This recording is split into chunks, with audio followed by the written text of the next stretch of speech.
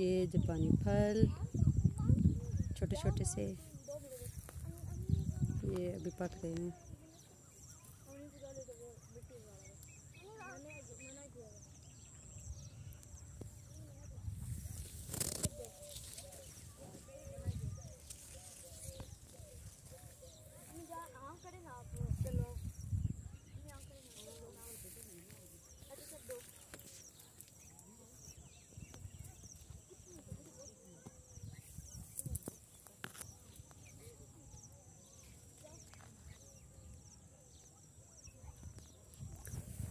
जापानी फल।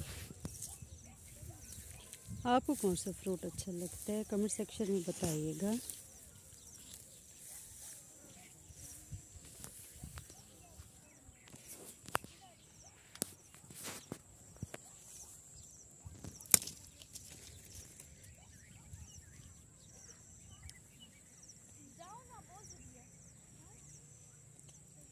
जाके ले लेते हैं।